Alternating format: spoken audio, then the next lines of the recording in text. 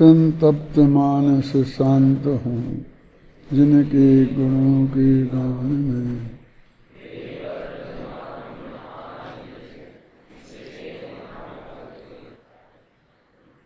अब प्रवचन सार की 159वीं गाथा 159 चलेगी।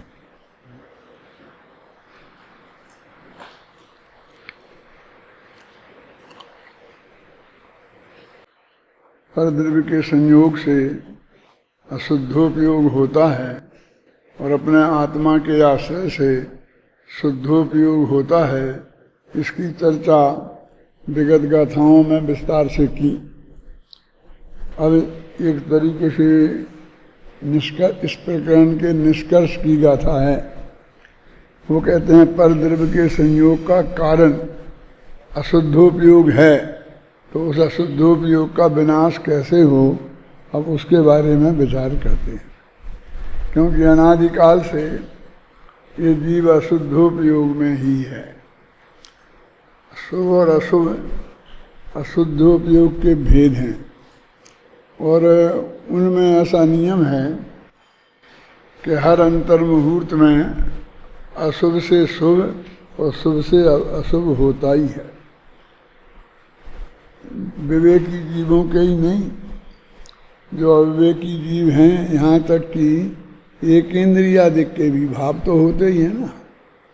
कर्मबंध भी तो इन्हीं से होता है, जब अशुद्धोपयोग से होता है, शुभ अशुभ भावों से होता है। तो जहाँ भी हम ये नहीं मानेंगे वहाँ बंध नहीं होगा, ऐसा मानना पड़ेगा। और बंध नहीं होगा, इससे बढ़िया बात कौन सी है? तो वो सबसे बढ़िया पर्याय कहलाएगी।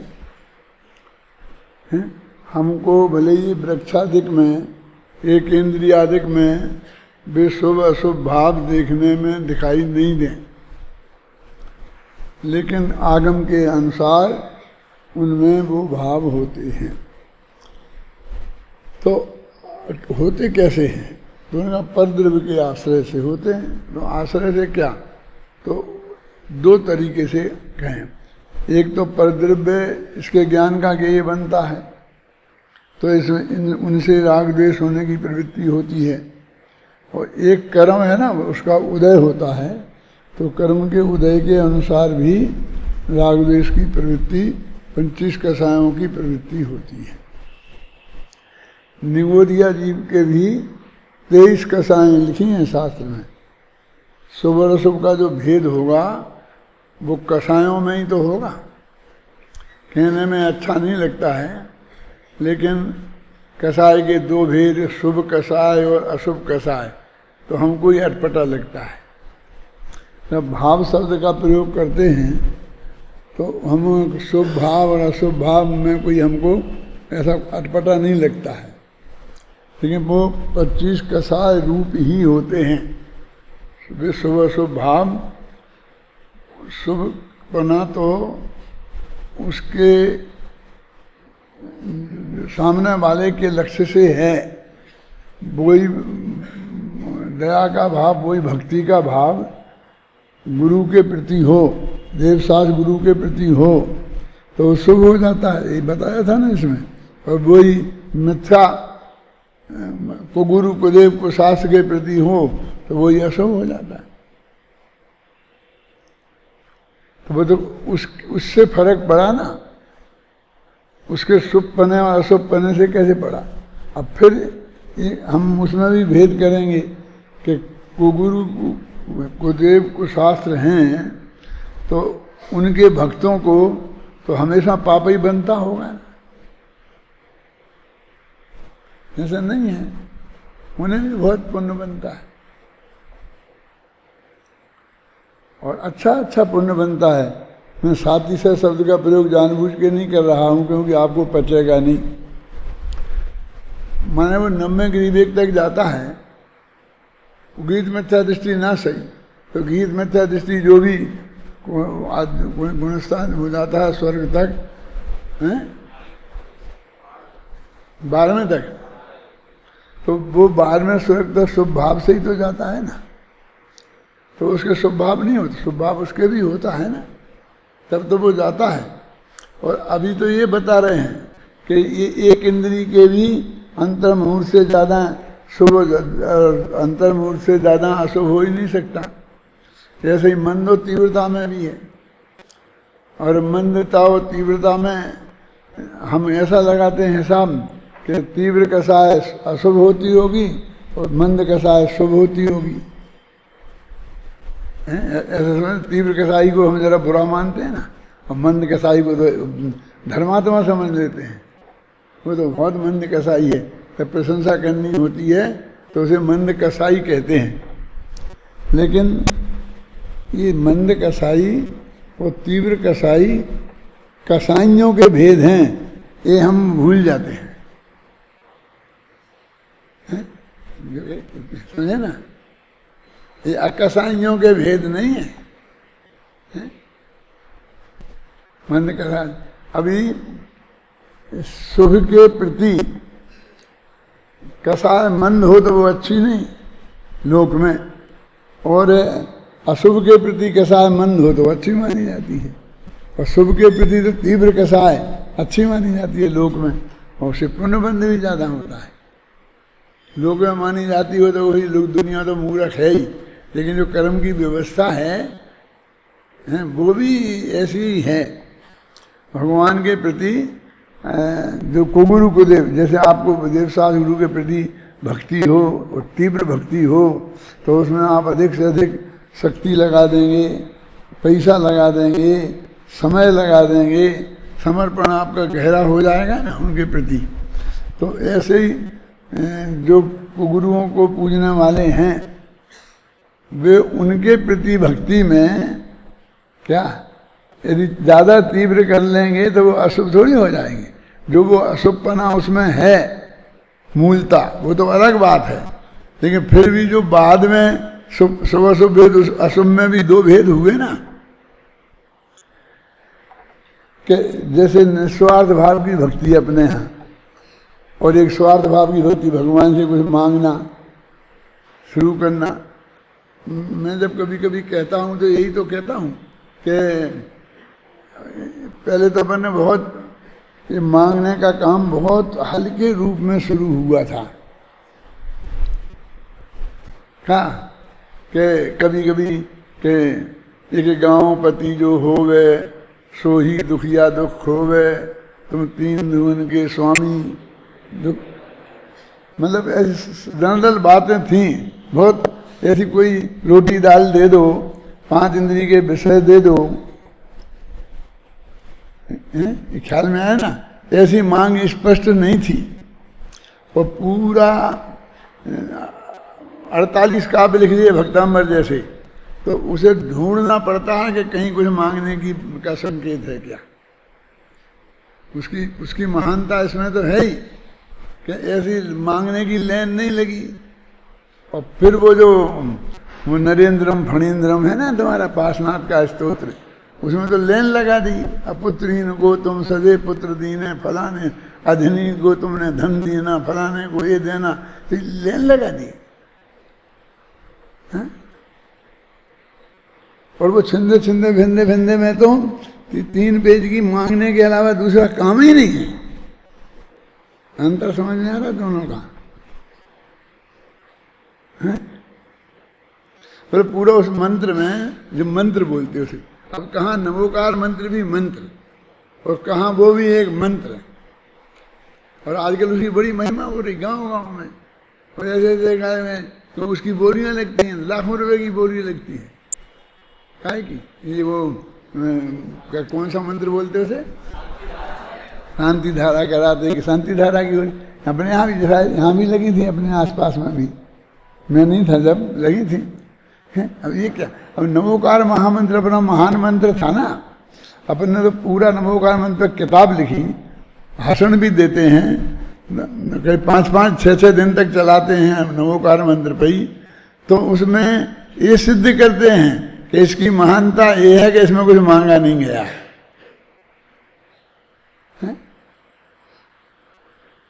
और मंत्रों के बारे में जो हमारी ऐसी धारणा है कि जब तक उसमें कुछ जादू मंत्र जैसा ना ओम राम ह्रीम क्लूम क्लाम क्लीम क्लूम ऐसा ना हो गए तब तक हमें मंत्र जैसा नहीं लगता है। उच्चारण में भी ऐसा चाहिए हमें। अपने अभी राकेश जी आए थे ना, तो तुम्हें पढ़ाते थे ना, तो मंगलाचरण वगैरह करते थे, तो करते थे, क्या करते हो ये पागलपन अपने यहाँ नहीं है, दूसरे लोगों के यहाँ हैं, और वे उसको उसी रूप में बोलते हैं। वेदों की धारा अलग टाइप से बोलते हैं, कुरान की आयतें बोलने का भी एक करके जो भी विधि है वो ये है।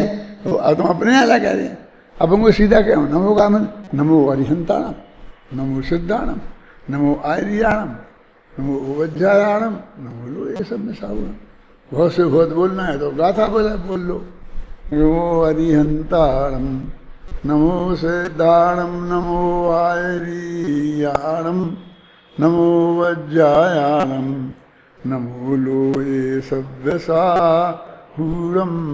ये न्याय से प्राप्त है। क्यों कि ये गाथा छंद है, और भी गाथाएं हैं, तो ये भी गाथा का छंद है, तो गाथा के रूप में बोल लो। अपन गद्य के रूप में भी बोलते हैं उसे, 5 पद बोलते हैं ना। कहते छंद में तो 4 पद होते हैं, अपने में 5 पद, 35 अक्षर और 58 मात्राएं, ऐसा बोलते कि नहीं। तो वो गद्य भी हो गया। अब वो कोई जो कलाकार होते हैं संगीत वाले, अब उसमें भी आ करके कुछ भी राज जमाते रहें, लेकिन वो जमाते रहें, लेकिन अपना जो साधारण भगत है देश में, वो तो सीधे सच्चे तरीके से नमोकार मंत्र को बोलता है। अब उसमें कुछ भी अपने हिसाब से कुछ फर्क पड़ता होगा, माने इस राग से बोले तो ज्यादा फर्क पड़े, इसलिए बोले तो नहीं पड़े, ऐसा तो कुछ है नहीं। और उसमें कहीं भी ये संकेत नहीं है कि कुछ हमें दे दो, और ये भी नहीं है कि इससे ये मिलता है।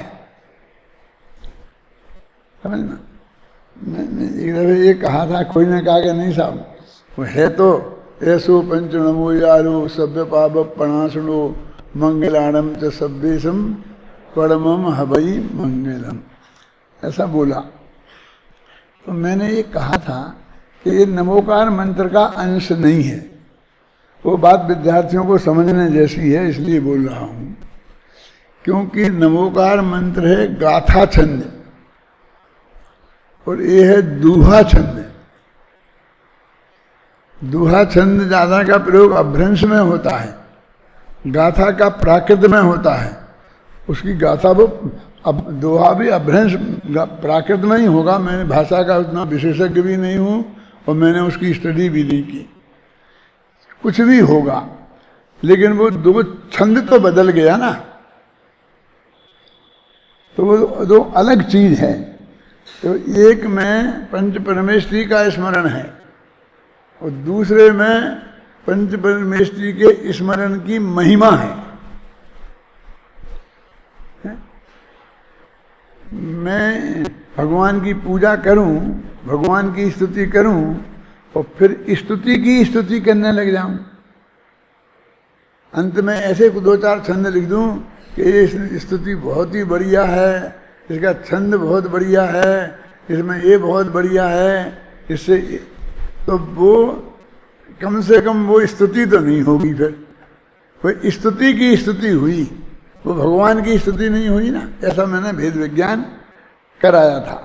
पर ये भी कहा था कि ये भी हो सकता है कि जिसने नमोकार मंत्र लिखा हो, उस आचार्य ने ये छंद लिखा भी नहीं हो, ये महिमावाचक छंद किसी दूसरे ने बना करके जोड़ दिया हो, तो उन्हीं ने भी लिखा हो सकता है। उसका मैं कोई विरोध नहीं कर रहा हूँ, लेकिन वो और अपने दिगंबर धर्म में ऐसा बोलते हैं ना, 5 पद, 35 अक्षर और 58 मात्राएं होती हैं, तो वे नमोकार मंत्र में पूरी हो जाती हैं। लेकिन श्वेतांबरों में 9 पद और उसकी इतनी मात्राएं और इतने अक्षर ऐसे गिनते हैं। वो समझ रहे हैं ना, वो गिन के बताएंगे, लेकिन 9 पद गिनते हैं वो। तो वे 9 पद गिनते हैं, इसका मतलब वे उसको उसका अंश मानते हैं। समझिए, लिखते कहते भी वैसे ही हैं। मेरे हिसाब से अपन को गाथा लिखें तो गाथा मान लो 16 का मेजर लगाया, तो फिर अपन को नीचे वो महिमा वाचक है ना दोहा, उसको 14 के मेजर में छापना चाहिए। थोड़े टाइप बदल देना चाहिए, छोटे कर देना चाहिए। जो छपाने का काम करते हैं ना अच्युत, क्यों? कि हमें उसे अलग दिखाना है, उन्हें उसे उसका ही अंश दिखाना है। कौन समझे ना? पहले कुंडलिया लिखते थे अपन, तो पहले जो दोहा होता था और बाद में रोला, तो दोहा कम चौड़ा होता था और रोला थोड़ा बड़ा होता था ना। अब इस कुंडलिया को, दोहा को, रोला को एक सही छाप दो, एक सही मेजर में, तो उसे सामने वाले की समझ में नहीं आता, वो पढ़ने में गड़बड़ आता है।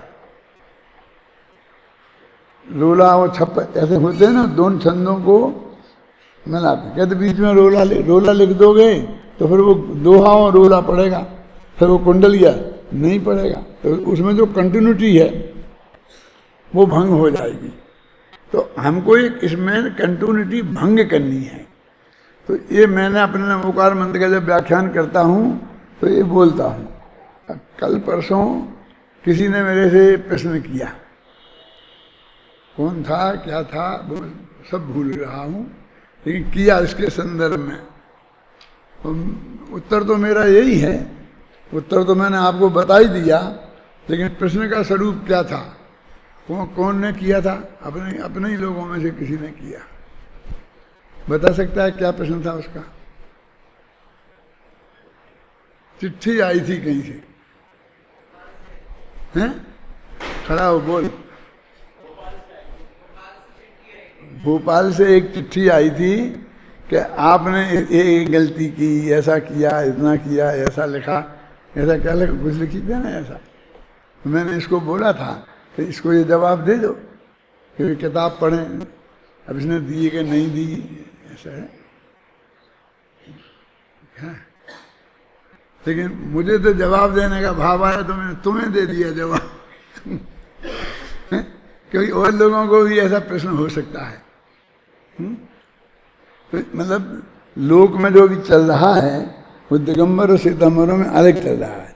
और दिगंबरों में नमो बोलते हैं, अणा अणा, और श्वेतांबरों में नमो बोलते हैं,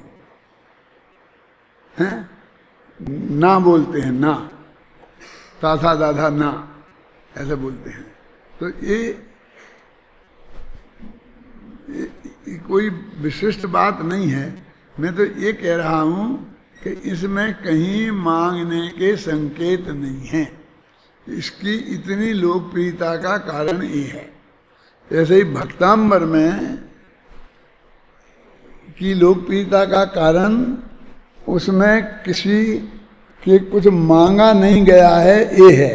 और दूसरी, बस प्रथमम जनेन्द्रम द्वितीयम जनेन्द्रम कर दो, मैंने बिल्कुल निरपेक्ष रखा है। ये कैसे हो सकता है? यदि आदिनाथ की स्तुति होगी और आदित्यनाथ की, तो माँ बाप का नाम जरूर होगा। और अब ये जो भक्तांबर जैसी स्तुति है, ये तो जिनेन्द्र स्तुति है ना? क्या है? जिनेन्द्र लिखा भी है ना अंत में, प्रथमम जिनेन्द्रम, जिनेन्द्र स्तुति है ना। अब प्रथमम लगा दिया तो वो आदिनाथ हो गया। लेकिन कहीं मरुदेवी और नाभि राय नहीं है। तो ये उसकी जो निरपेक्षता है और जिनेन्द्र के प्रति विशिष्टता है, ये भी उसकी लोकप्रियता का कारण है। फिर भी कह साहब आपके मुख से तो हमने समंत भद्र के स्तोत्रों की बहुत महिमा सुनी है, और भक्तांबर को नंबर 2 पे रखते हैं आप वहाँ, क्योंकि समंत भद्र ने तत्वज्ञान परोसा है। पूरा न्याय शास्त्र उनके स्तोत्रों पर खड़ा हो गया है? और इनके आधार पर कैसा बहुत लोगों ने लिख दी और बहुत मंत्र जपते हैं, और ऐसा अभी तो कौन कर जपते हैं, मैं बात नहीं करना चाहता। लेकिन समंत भद्र पे तो टीका आप्तमीमांसा, 8 सहस्री, अष्टशती ये लिखी गई, और पूरा न्याय शास्त्र खड़ा हो गया। ऐसी टीका तो नहीं है ना इस पे, ऐसा कोई छंद भी नहीं है जिसमें कोई बहुत बड़े सिद्धांत का हम एक द्रव्य दूसरे द्रव्य का करता नहीं है, ये हमारा सिद्धांत है। कोई किसी को मार जला नहीं सकता है, ऐसा ये हमारा सिद्धांत है। तो इसके भी कहीं संकेत नहीं है। और जो अपने यहाँ व्यवहार नए का कथन है ना, वो उन कथनों के आधार पर बस ये हो जाता है, वो हो जाता है, ये हो जाता है। लेकिन यदि गंभीरता से हम विचार करें तो बेचारे मानतुंग ने तो ये भी नहीं लिखा। ये तो हम तुम जैसे पंडितों का काम है। अब उसमें क्या लिखा है कि आप युद्ध भयंकर हो, उसमें ऐसी शेर चिंगाड़ रहे, हाथी चिंगाड़ रहे हों, वो योद्धा मार रहे हों, खटाखट तलवारें चल रही हों, वो खून खच्चर हो रहा हो, तो भी तुम्हारा भगत घबराता नहीं। इतनी सी बात लिखी और वो उसमें जीत जाता है। आप समझ में ऐसी बात लिखी नहीं, उस निर्भय रहता है। जंगल में शेर हों, ये हों, तो उसका भी भय उसे नहीं लगता है। वे तो उसके भय से वो उसकी प्रवृत्ति बता रहे। अब हमने वो मंत्र बना लिए कि तुमको शेर सामने हो तो फलाना काव्य बोलना, हाथी हो तो बस रवाना बोलना है, और कोई बीमारी हो गई हो तो कौन सा 44-45 में है ना, वो भूत भीषण जलोदर भार भोगना। मैंने जैसे आपने दवाइयाँ बना ली कि जी जुकाम कीजिए, सर्दी कीजिए, इसकी जो निमोनिया की, कैंसर की, हार्ट की, हैं, ऐसी दवाइयाँ बना ली। और जैसे कह रहे वो कह रहे हों, ऐसा हम संकेत देते हैं हम जैसे पंडित कि ये उसका मंत्र है। वो बेचारा समझता नहीं संस्कृत में, तो उसका अर्थ समझता नहीं है, इसलिए वो समझता है कि इसमें इस मंत्र से बोलने से वो उसमें वैसी कुछ बात ही नहीं लिखी है ना, लिखा। और अब फिर और जितनी जैसे मैंने आगे नरेंद्रम फणेंद्रम बताया, और फिर वो हादी वहाँ तक पहुँच गए, छिंदे छिंदे भिंदे भिंदे, कि मांग पत्र के अलावा कुछ है ही नहीं। लोग भी इतने तो व्यवहारिक होते हैं ना कि मुख्यमंत्री से कोई मांग पत्र पेश करते हैं तो 2 पैरा में उसकी प्रशंसा लिखते हैं। पहले आपने ऐसा किया, ऐसा किया, फिर अपनी मांग लिखते हैं। तो पहले तो कोई भगवान उनकी 2 पैरा तो लिख देते उनकी प्रशंसा में, स्तुति में, फिर बाद में अपना मांग पत्र पेश करते। यहाँ तो पहले से ही छिंदे छिंदे बिंदे बिंदे शुरू हो गया है और उसकी माला। अब यहाँ भी कहते हैं कि साहब सब जगह होने लग गया, वहाँ लाखों की बोली गई, वहाँ इतने की गई है, अपन भी छिंदे महामंत्र शुरू करो। मैंने वो आर्थिक उसको साधन बना लिया और एक दूसरे को देख देख के उसे अपनाने लग गए हैं। अब जो ये परम सत्य है जो मैं आपके सामने रख रहा हूँ, वो उसका प्रवचन करना मुश्किल हो गया।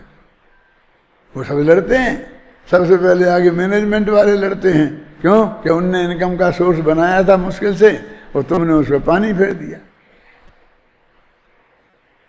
है? उन्हें तो वो पंडित अच्छा लगता है कि नहीं बस तुम अपने डांक नहीं बोला तो ये कदम, शांख नहीं बोला तो ये कदम। अब वो आया है ना उसमें नहीं सब वो डांकनी भयम है, छिंदे छिंदे भिंदे भिंदे, प्रेतनी भयम छिंदे छिंदे भिंदे भिंदे। डांकनी को छिंदे छिंदे नहीं किया है? तो पूरा भय, एक एक चीज का भय क्यों करते हो? भय एक साथ पूरा नहीं हो सकता, हर प्रकार का भय खत्म। हमारे मुनिराज को जंगल में निर्भय हैं तो वे सभी प्रकार के भयों से रहते हैं कि उनको एक एक अलग अलग भय, कि शेर का भय, हाथी का भय, मच्छर का भय, मक्खी का भय है। आजकल तो ये मक्खर मच्छी के भय ज्यादा बड़े हो गए शेर से। शेर का भय किसको लगता है? डर लगता है बोलो जिंदगी में कभी। और मच्छरों का तो रोज ही ना लगता है, मलेरिया हो जाएगा और कौन कौन से भी डेंगू हो जाएगा हैं, और डेंगू के इतने मरीज आ गए और 4 तो मर ही गए। तो भय किसका लगता है? अब मेरी एक बढ़िया स्तोत्र बना, डेंगू भयम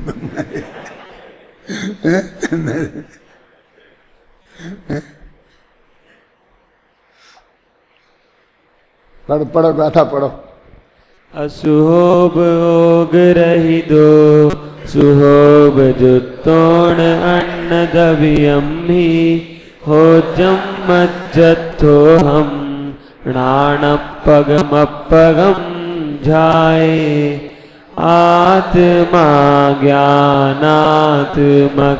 अन्न द्रव्य में मध्यस्थ हो ध्यावे सदा नारएव नित्य शुभ अशुभ उपयोग में। अब हेडिंग में लिखा था कि परद्रव्य संयोग का कारण है, इसका विनाश का उपाय बताते हैं। तो परद्रव्य संयोग का कारण है तो एक दूसरे का कर्ता हो गया। वो तो ये कहते हैं कि जब तुम्हारा अशुद्धोपयोग होता है, मनुष्य अशुभ भाव होते हैं, तो किसी ना किसी पर के लक्ष्य से होते हैं। ये मतलब पर के लक्ष्य से होते हैं। पर कारण है, हमें ऐसा लगता एक उदय रूप कारण होता है, एक आश्रयभूत कारण होता है। उदय रूप कारण में वो अपराधी दिखता है कि वो हमारे पीछे पड़ गया। जैसे कि वो स्तुति में भगवान की कहते हैं ना, दुष्ट क्या ना, मैं कछु ने कु बिगाड़ इनको नाही कियोजू और बिन कारण महाराज बहुविध बैर लियोजू, है ना। मेरे पिताजी पढ़ते थे ऐसे पढ़ते थे बिल्कुल जैसे सीधी भगवान से कोई ऑफिसर हो उनसे शिकायत कर रहे हैं क्या। उनकी समझ में आता था ना वो, मैं कछु, कोई इसका अर्थ जब बताना ज़्यादा जरूरी नहीं है कि मैं कछु न कु बिगाड़ इनको ना ही कियोजू, हे भगवान मैंने इनका रंच मात्र भी बिगाड़ नहीं किया। वो बिन कारण महाराज, अभी भगवान से महाराज हो गए। बहुविधि बैर लियोजू, बहुत तरीके से ने मेरा बदला चुकाया। कुछ काय का बदला चुकाया, मैं तो कुछ किया ही नहीं है। अब मेरी बात सुन लो कि तुम अच्छा बोल, तुम चाहता क्या है। जैसे बोला भगवान खुश हो गए और बोल तू मांग ले, चाहता क्या है। कि दुष्टन देव निकार और साधुन को रख लीजिए और बिनवे भूदर दास तू ढील न कीजिए। भूदर मिस्र थे तो मिस्र पना नहीं गया उनका, समझ में ना। साधुओं को रख लो और दुष्टों को निकाल दो। मैंने कर्म दुष्ट हैं इन्हें निकाल दो और मैं साधु हूं इसलिए मुझे रख लो। ये ठीक है, हम ऐसे ही करेंगे। इसलिए तो भाई इनको जेल में डाल दो। किनको? भूदेवदास जी को। क्या मैं क्यों? क्योंकि गलती तो तुमने करी है ना, कि झूठा आरोप उन पे लगा रहे। वे तो जड़ हैं बेचारे, समझते ही नहीं। उन्हें तो कोई बैर मैल लिया नहीं है? और तुम्ही ने कहा ना कि इनको दुष्टन देव निकाल। दुष्ट कौन है? अब ये निर्णय तो हम करेंगे, कौन करेगा? माने हम तो ऐसी अदालत लगा दी और कहते बहुत बढ़िया रूपक है और कितना छंद का फलाना लिया, लेकिन मूल भाव की तो हत्या हो गई। मैंने तो अपने पिताजी को देखा है बोलते हुए, जिस तरह से बिल्कुल भावुक होकर वो बोलते थे ना, मुझे उस वक्त भी बहुत अटपटा लगता था। फिर ये क्या क्या किए कर्म ने, क्या किया, ऐसा किया, ऐसा ही रूपक को बांध दिया। इसमें तो कितना बहुत बढ़िया गाथा है। देखो, आत्मा ज्ञानात्मक अनद्रव्य में मध्यस्थ हो। यह आत्मा ज्ञानात्मक है, ज्ञान स्वरूप है, और अन्य द्रव्यों में मध्यस्थ हुआ है। मतलब जो पहले राग करता था फिर द्वेष करने लगा, या फिर अच्छा मानता तो राग करता है, बुरा मानता तो द्वेष करता है। तो एक मिनट में तो कर्म परद्रव्य है ना, तो कर्म अब कर्म के प्रति ये वीतराग भाव मध्यस्थ भाव हुआ क्या भूदेवदास जी का? फिर मैं ये कहूँ कि पड़ोसी ने मेरे को ये तकलीफ दी है, तो ये पड़ोसी के प्रति मध्यस्थ भाव हुआ क्या? तो वो मध्यस्थ भाव कि ऐसी मान्यता पूर्वक ही होगा कि आज तक इस पड़ोसी ने मेरा कुछ नहीं किया, मैंने उल्टा माना कि इसने मेरा बिगाड़ किया है, ये मेरी गलती है, तो हे भगवान मुझे इसकी सजा दो। मांग तो ऐसी होनी चाहिए है? ये तो जड़ है, और ये तो उदय रूप होता तो थोड़ा बहुत हम निमित्त कह भी सकते हैं। अब सामने पत्थर पड़ा है, अपन ने जाके बहुत जोर की उसमें पैर की ठोकर मारी, तो अपना अंगूठे का नाखून निकल गया, खून आने लग गया। अब कितनी गालियां दे रहे हैं पत्थर को, मैं साले को उखाड़ के फेंक दूंगा, जड़ से उखाड़ दूंगा, और उसे पत्थर से लड़ते हैं। तुझे देख के चल, उखाड़ के कहाँ फेंकेगा? वो जहां फेंकेगा तू वहां जाएगा तो फिर पैर में लगेगा, क्यों जमीन में काट दो। सारे देश को कहां तक करेगा? सारे देश को चमड़े से मरने की बजाय पैर में जूता पहन ले, तो तुझे जरा सा नीचे देख के चलना था, और वो पत्थर था तो ऐसा निकल जाना था। अब बहुत लोग बड़े उपकारी होते हैं, जरा समझना, खतरनाक बात कहता हूं, कि सड़क के पत्थर उठा उठा के बगल में फेंक देते। किसी को लगेगा, ये उपटा लगेगा किसी को, तो कह हाँ नहीं साहब, बहुत किसी को उपटा नहीं लगे इसके लिए करते हैं। अरे कितने पत्थर सड़कों पे पड़े हैं, कितने फेंकेगा? क्या कर्तव्य है वो? जिन अपना कर्तव्य क्या है? इसे देख के बगल से निकल जाना। ये अपने मुनिराज क्या करेंगे? कर्तव्य क्या है? मतलब ये अपना सर्वश्रेष्ठ तो वही है ना। मुनिराज को क्या करना चाहिए? उस पत्थर को उठा के यहां से वहां फेंकना चाहिए? क्या करना चाहिए? बगल से निकल जाए, इतनी सी तो बात है। अब ये बात किसी की समझ में नहीं आता। नहीं, वो आदमी सज्जन नहीं, वो सज्जनोत्तम हो जाता जिसने पत्थर यहां से वहां रख दिया। अरे इतने पत्थर हैं क्या कि तू कितने कितने कहाँ कहाँ रखेगा, और फिर भी यहाँ आ जाएंगे।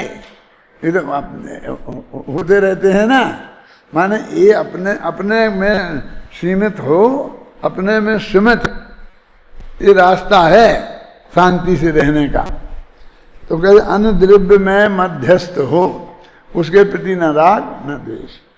इसने न मेरा बुरा किया न भला कर सकता है, तभी तो मध्यस्थ होगा ना। ये चाहता तो मेरा भला कर सकता था, लेकिन इसने बहुत बुरा किया, ऐसी कुछ भी नहीं। अभी जैसे मान लीजिए एक सीट खाली हुई जिसमें 10 लड़के इंटरव्यू देने गए। सीट एक थी और 10 लड़के इंटरव्यू थे।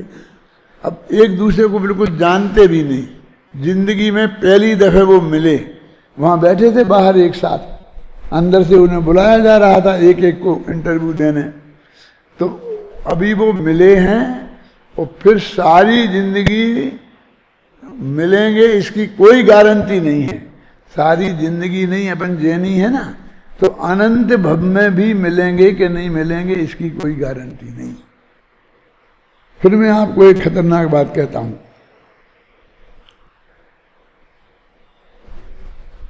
शांति जी, हम और आप, दादा मैं और आप इस भव में मिल गए, तो पिछले भवों में भी मिले होंगे और अगले भव में भी मिलेंगे। हाँ वे मिले थे, फलाने मिले थे, फलाने मिले थे, क्या करें, नहीं तो मिट्टी पलीत की है समाई हमारी। नहीं मिले अरबों हैं और मिले एकाध हैं, और हमारे दिमाग में भर दिया कि हम मिलेंगे मिलेंगे। असली स्थिति तो ये है कि हम सब यहाँ जो मिले हैं ना, फिर अनंत काल तक हो सकता है कभी कहीं नहीं मिले, और ऐसे केस होंगे अनंत, और मिलेंगे ऐसा केस होगा एक। ये अनुपात है। अब हमारे शास्त्रों में वही भरे हैं जो मिले मिले थे, फिर यहाँ मिल गए, फिर स्वर्ग में मिल गए, फिर एक नरक में चला गया, एक स्वर्ग में चला गया। अब तो लाख अरबों वर्ष तक तो मिलना नहीं है। वो नरक में रहने, वे स्वर्ग में रहेंगे। फिर इधर आ गई, एक कुकरी हो गई, एक सूकरी, वो इन्हें मिला दिया। मैं क्या कहता हूं, फैक्ट क्या है, तुम बहुत गंभीरता से सोचना। कोई मैं पागल नहीं हुआ हूं अब कि वो नहीं मिलने के चांस अनंत गुणे हैं, तो क्यों जबरदस्ती सूली पे चढ़ा रहे कि मिलोगे के बदले नहीं मिलेंगे। बस ये समझो कि ये नहीं कि मरने के बाद फिर नहीं मिलेंगे अध्यात्म, अभी कल मिलेंगे कि नहीं इसकी कोई गारंटी नहीं। क्यों कल वो तुम मर गए, हम मर गए, कोई हो गए, गए हो गए, अनंत काल को बस। पिछला भी ऐसा ही है। ये काय को खोज रहे, फिर ये पूरा प्रभाव का चक्कर ही नहीं हो शांति जी। फिर जाति स्मरण का चक्कर भी नहीं हो। क्या करना हमें जाति स्मरण का? इस भव के ही तो रिश्तेदार निभा नहीं सकते। जितनी रिश्तेदारियां हैं उन्हें निभाने में कितनी तकलीफ होती है। अब मैं वहां कैसे जाऊं, वहां कैसे करूं, अब मैं ये नहीं कर सकता हूं, अब मैं 3 दफे चाय पी ली है, चौथी दफे कैसे पीऊं। और अगले भव के काय को निकालना चाहते हो, क्या करोगे उनका? क्या करोगे जान करके कि ये माँ बाप थे, ये मेरे ये थे, ये मेरी पत्नी थी, क्या करोगे? उसको जानने से क्या फायदा है, मुझे बताओ। मोक्ष मार्ग में क्या उपयोगी है वो? फिर कहता हूं, ध्यान से सुनना, वो ऐसा केस एकाध होगा कि जो उनमें भी, जाति स्मरण वालों में भी, और ऐसे केस लाखों हैं, आप समझ आए ना, जिससे इनका कोई संबंध नहीं, बैर ही बैर हुआ है। नरक में बैर ही बैर याद आता है ना, तो बैर ही बैर याद आएगा। इसने मुझे जान से मार डाला था, इसने मुझे जहर दे दिया था, वो जहर दे के खाता के मरता है, उसे याद आता है कि ये है इसने मुझे जहर दिया था, ये है इसने मारा। वे भी तो याद आते हैं ना, तो नहीं आते तो अच्छे थे ना, तो आते जो अच्छे आए वे तो अच्छे हैं ना। कहाँ अच्छे हैं? वे राख की आग में जलाते हैं, ये देश की आग में जलाते हैं। ये मध्यस्थ होगा मैं अर्थ कर रहा हूं। हमें तो अन्य द्रव्यों के प्रति मध्यस्थ होना है, और इनके संबंध बता बता के हम क्या करें? रमेश जी, अन्य द्रव्य में मध्यस्थ हो, तो मध्यस्थ होने का रास्ता तो ये नहीं है। कहाँ गया?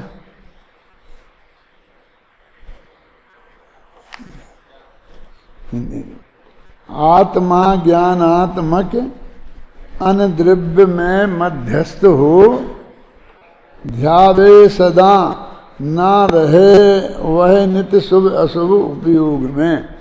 वो आत्मा मध्यस्थ होकर आप अपना ध्यान करे और शुभ अशुभ उपयोग में कभी ना रहे नित्य, कभी भी शुभ अशुभ उपयोग में नहीं रहे। अब अच्छे भाव बुरे भाव दोनों में ना रहे, कितनी बात है। जिस शुभ भाव में हम इतनी धर्म बुद्धि करते हैं, निरंतर करते रहने की बात करते हैं, वो तो कहते हैं ना रहे। तो उनने सामान्य तरीके से कह दी कि न शुभ में रहे ना अशुभ में रहे, तो ये सामान्य नहीं है। अकेला कहता ना रहे शुभ में, तो हम कहते जबरदस्ती पीछे पड़ गए। ये तो दोनों ही की कह रहे हैं ना, कि शुभ में भी नहीं रहे और अशुभ में भी नहीं रहे। मध्य समझे ना। और अकेला शुभ की कह देते, अकेला अशुभ की कह देते कि ना रहे अशुभ में नहीं। बस हमें तो अन्य द्रव्य के प्रति मध्यस्थ होना है, माने उससे बैर भी नहीं रखना है और दोस्ती भी नहीं रखना। एक दफे मैंने सारे कहीं लिखा था और बोला तो था ही वो कि मैं आप लोगों से, मतलब किसी से मैं कह रहा हूँ कि मैं सब बैर भाव छोड़ना चाहता हूँ, माफ़ी मांगता हूँ। जो अपने क्षमा मानी के दिन मांगते हैं वो मरते वक्त मांगते हैं लोग। तो मैंने हाँ उसमें लिखा अपनी सारी किताब में, इसका अर्थ ये नहीं है कि मैं आज से आज मैंने अपनी गलती की माफ़ी मांग ली गलती का उल्लेख करके कि मैंने ये गलती की थी, उसकी मैं आपसे माफी मांगता हूं, समझे ना।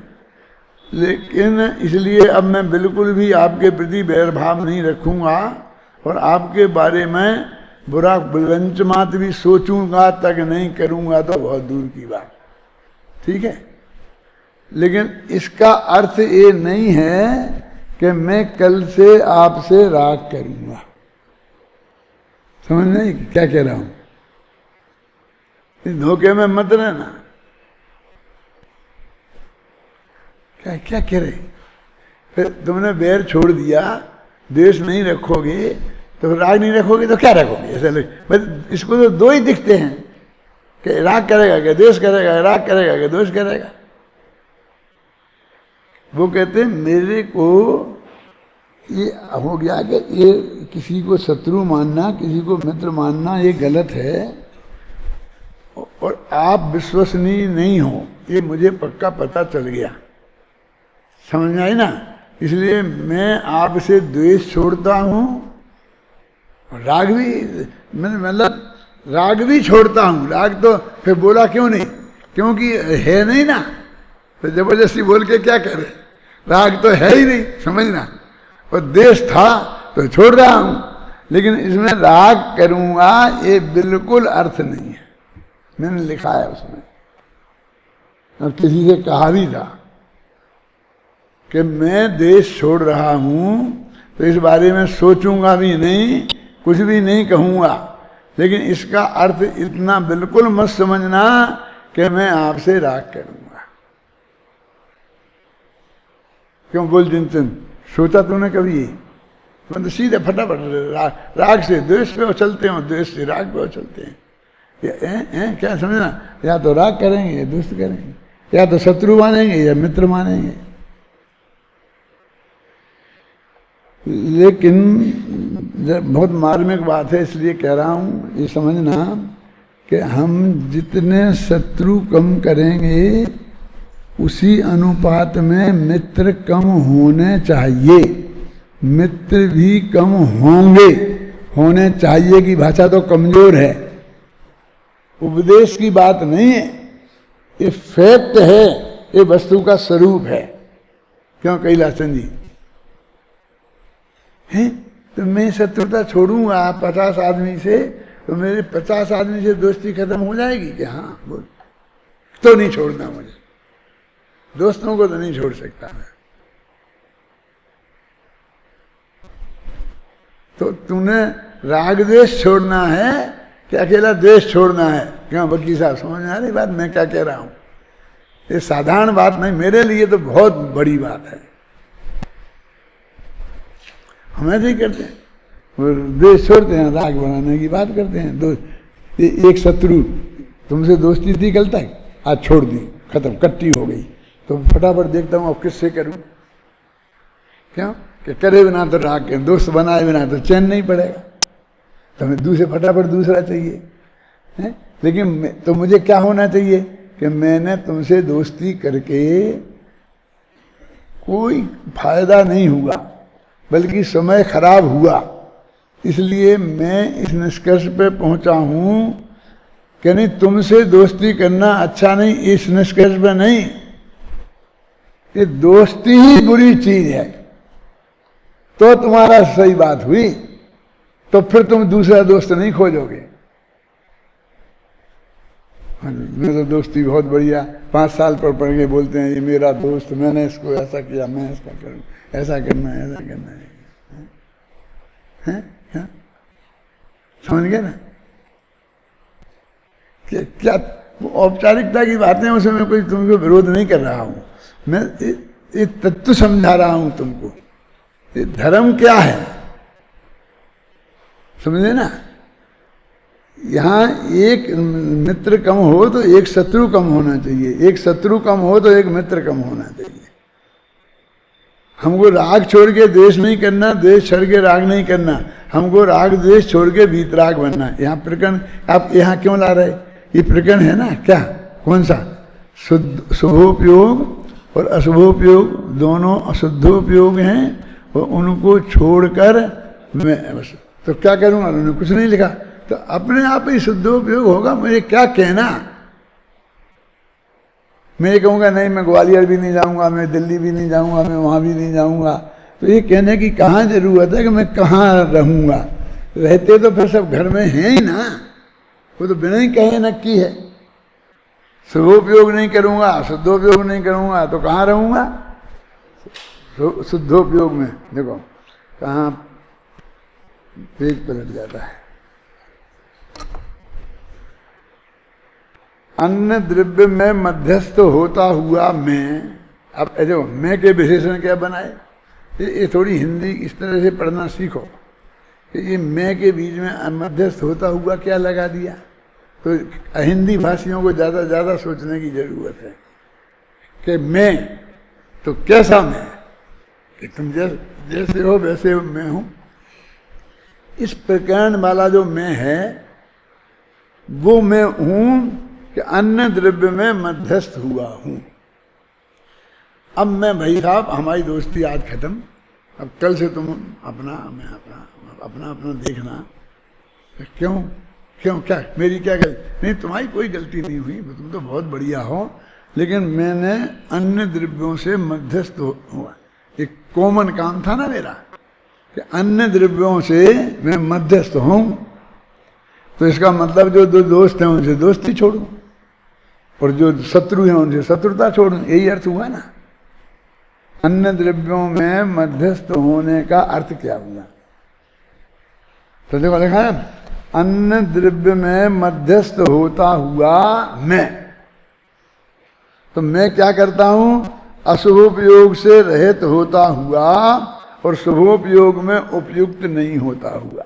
अब ये भी इन दोनों में अंतर डाला है, दोनों को त्याग की बात की है, लेकिन अशुभोपयोग को छोड़ने की बात की और शुभोपयोग नहीं करने की बात की, छोड़ने की बात नहीं की। विषय कसाय तो छोड़े जाते हैं, अशुद्ध भोजन करना तो छोड़ा जाता है और शुद्ध भोजन छोड़ा नहीं जाता, छूट जाता है।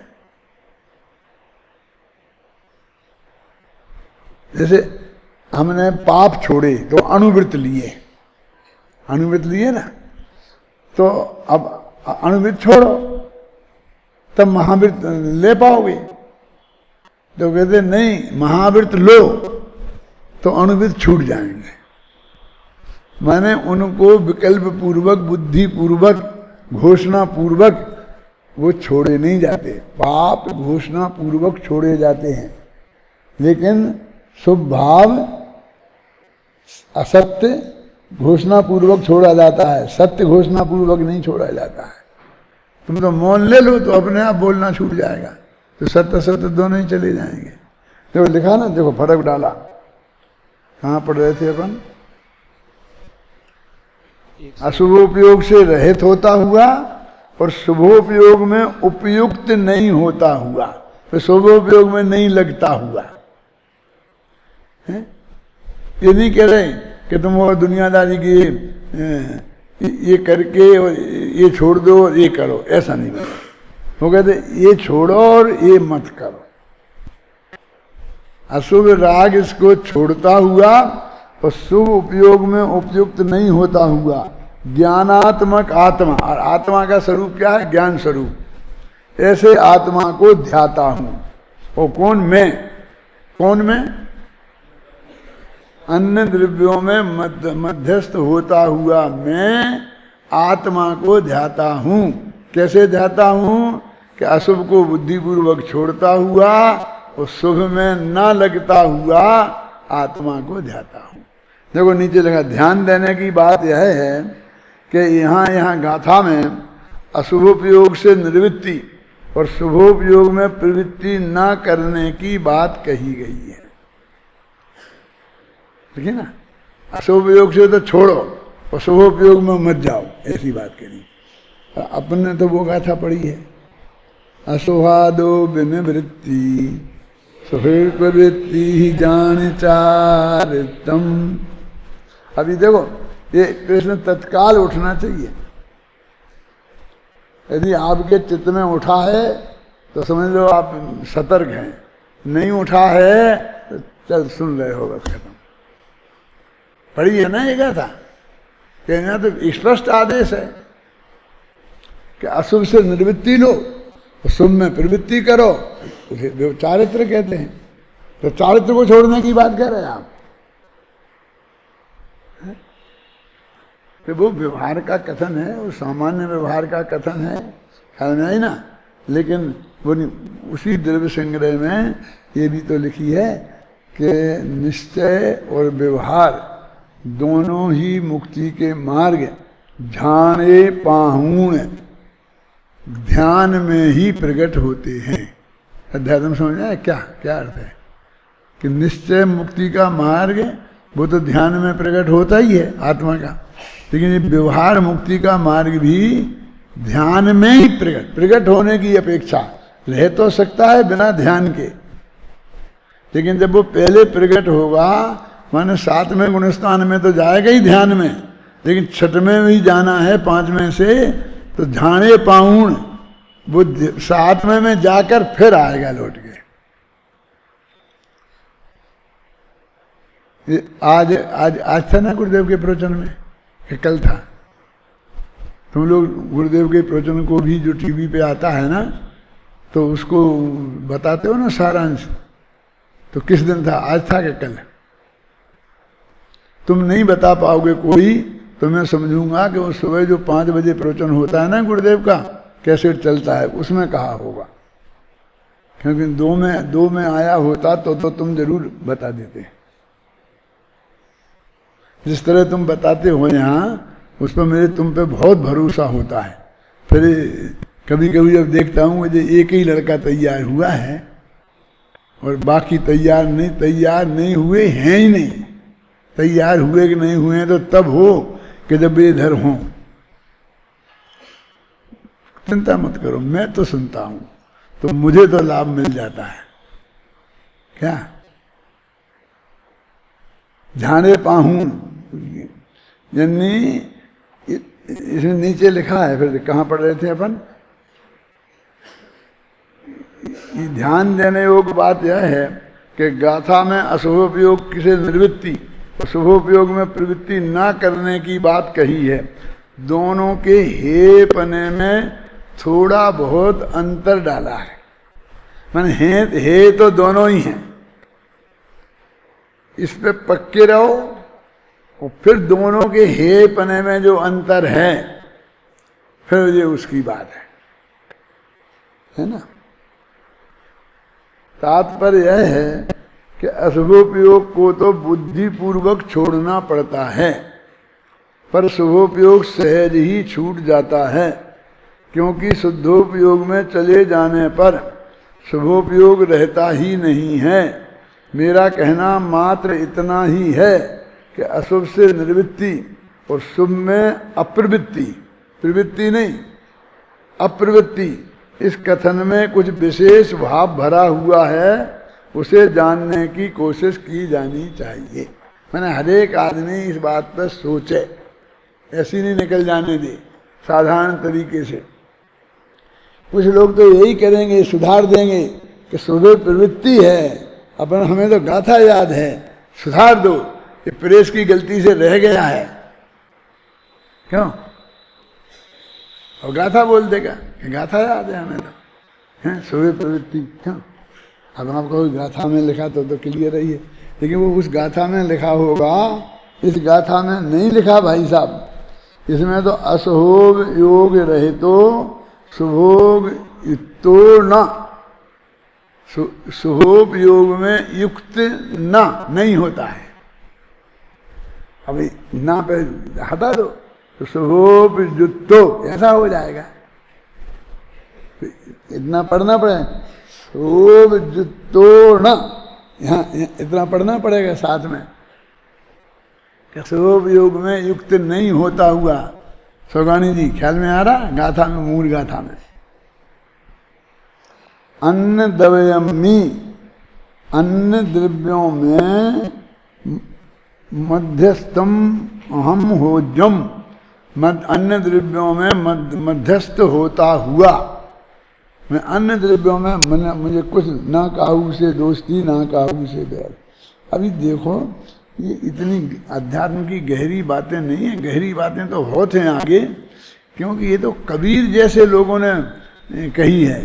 कबीरा खड़ा बाजार में लिए लकुटिया हाथ, जो घर छोड़े आपना होए हमारे साथ, और ना काहू से दोस्ती ना काहू से बैर हैं।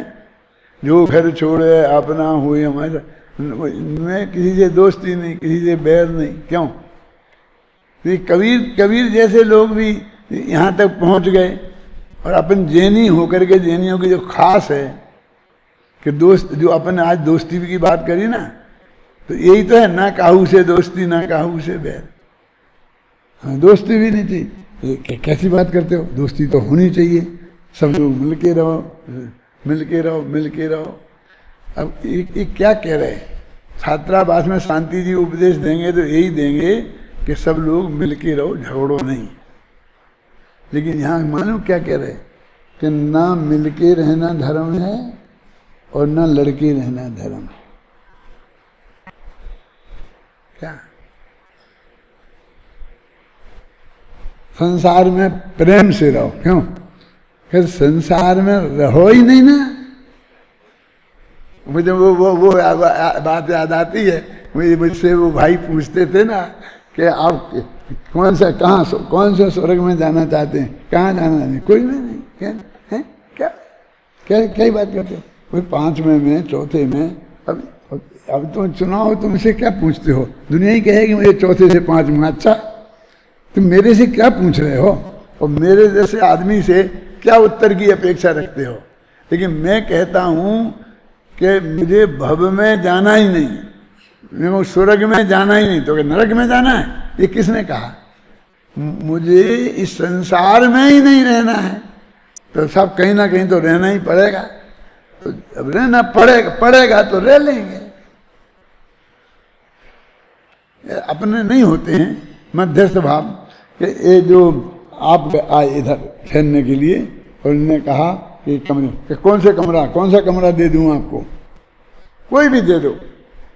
2 घंटा ठहरना है, वैसे सामान रखना है, और 2 घंटे भी मुझे बाजार में चला जाना है सामान रख के, और फिर जाऊंगा 2 बजे की गाड़ी से, तो 1:45 बजे आऊँगा, तो सामान उठाऊंगा और चला जाऊँगा। कोई सा भी दे दो। तो वहाँ ये मध्यस्थों समझ में आए ना। मुझे कोई चुनाव नहीं, मुझे ये नहीं चलेगा, एसी वाला चलेगा, ये नहीं चलेगा, इसका क्या रेट है, इसका क्या रेट है, ये कौन से माले पे है, पहले पे है, मुझे कुछ नहीं। ये संसार में से भगवान संसार ही तो होता है, कोई चुनाव नहीं है। मुझे संसार में रहना ही नहीं है, और हम चुनने को तैयार हो जाते हैं। बोलो, आपको अटपटा नहीं लग रहा है? लेकिन मैं आप बोलता हूँ कि हमें शराब पीते ही नहीं। तो साहब आप देख तो लो कि हमारे यहाँ 25 तरह की शराब है, ये महंगी से महंगी, सस्ती से सस्ती, बिल्कुल ए बन। एक दफे निगाह तो डाल लो। बोलो, है डाल लेना चाहिए? क्यों डाल लेना चाहिए? ये क्या नुकसान है? अरे मनुष्य भव का एक क्षण चक्रवर्ती की संपदाओं से ज्यादा मूल्यवान होता है, और तुम कहते क्या नुकसान है? हुकुमचंद जी बोलिए, देख लो ना। अपन बिल्कुल मोक्ष मार्ग की बात भी नहीं सुनी हो तो भी आपको वो देखना पागलपन लगेगा।